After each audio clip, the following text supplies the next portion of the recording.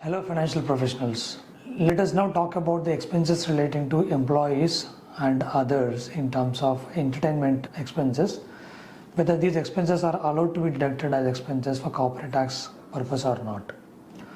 Most of the times many accountants will have this doubt, so that is the reason why we wanted to discuss this in detail. In the law they clearly mentioned that the entertainment expenses spent for customers, suppliers and owners plus the partners, business partners, is something that is only allowed to be deducted at 50%, and rest of the 50% is not allowed to be deducted as expense for corporate tax purpose.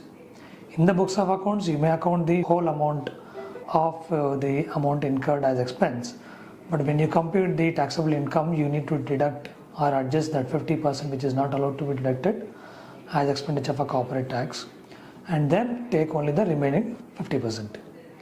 Now the question comes, what about the expenses incurred for the purpose of employees?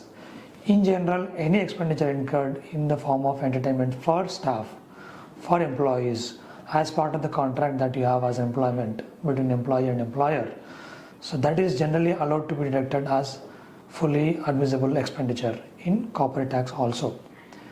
But you may have to look at the nature of the expenditure clearly, and whether it is clearly spent for business purpose or not, that is also important one to look at it. So if you are convinced that the expenditure is incurred fully for the purpose of employees and for business connection, then you can show that as a fully admissible expenditure for corporate tax purpose also.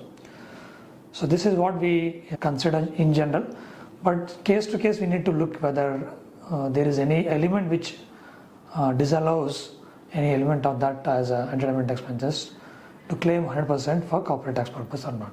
Thank you.